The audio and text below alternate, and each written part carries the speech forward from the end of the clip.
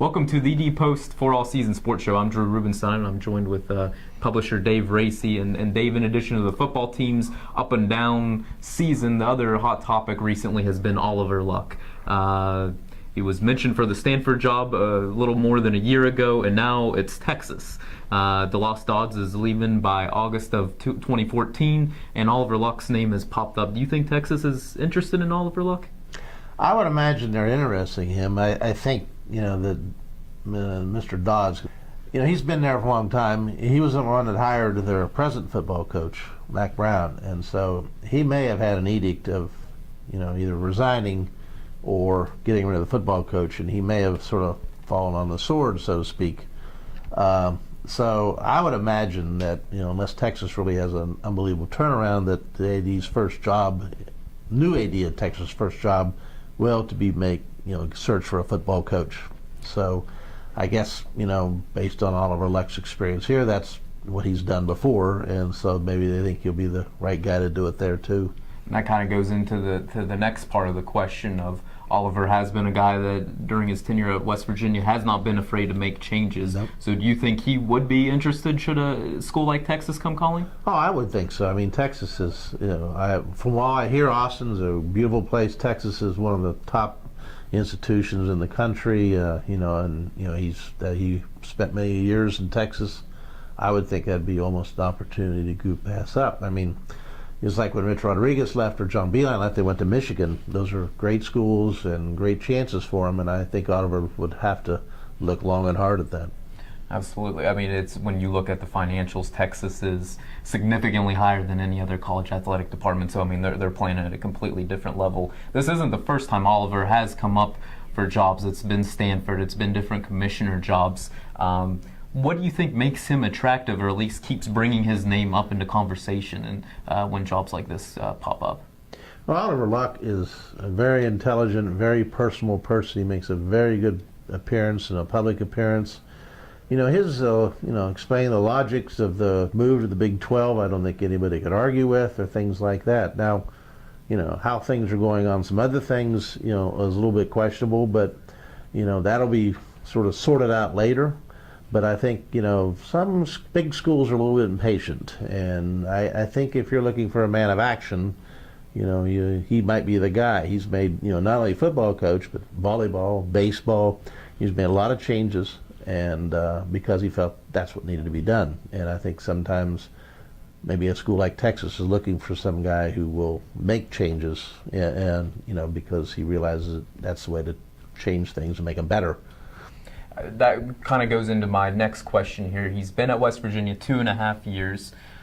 Maybe he's going to be here for a lot longer. We'll wait to see. But what is his legacy at West Virginia? I'm interested in what you think, and we'll start off with his best and worst decision since he's been athletic director. Well, I think his best decision is possibly, I think the volleyball situation, even though that's one that no one knows about. 20-some years ago, I had a friend who was an graduate assistant, and he was wanting the job then. He just felt that the former coach was not going to be able to do it. Of course, she stayed there a long time. Mm-hmm. They had good graduation rates, but I think the volleyball team's made a big improvement with the hiring of the new coach. And baseball, obviously, big change there. I don't know if it was, a situation where the team was just ready to go, or Coach Mazie did it all himself. But that looks like that was a good move. Mm-hmm. So some other ones are going to be left out there. I probably should not comment on the radio and rights and things like that, but the football coach's situation is still unfolding as we speak, I think. And like you say, it's up and it's down. So after Clemson and the Orange Bowl, we thought we had the best ever, and now we're scratching our heads. So that may still have to play out. And the one word that keeps coming up when you're describing Oliver Luck is change. It seems like he's constantly making changes, and there's the whole saying that programs and teams kind of go from one extreme to the next in hiring coaches. And you look at it, West Virginia, a guy like Don Nehlen to Rich Rodriguez, then to Bill Stewart, then to Dana Holgorsen. Do you think the same is true with athletic directors, at least in this case, kind of going from Ed Pastalong to Oliver Luck, and in that sense, is Oliver one of the most aggressive athletic directors in WVU history, or does he compare to anybody else in your mind? Well, no, I think he's a different athletic director than we've ever had before, because usually the athletic directors we've had have grown up through the coaching ranks at WVU and playing, and with the exception of Dick Martin, who was only here for a short period of time, but Leland Bird, Red Brown, Eddie Pastalong, Fred Schaus, they were all sort of homegrown through not only playing here but coaching here.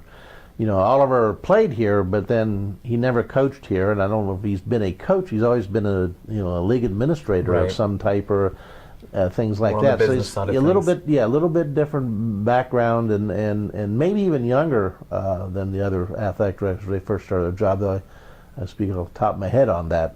But I think it's not quite the same. And as far as the coaches, I think if we fluctuate, it's from getting someone homegrown or bringing in someone from the outside. And West Virginia's never been real comfortable bringing people in from the outside.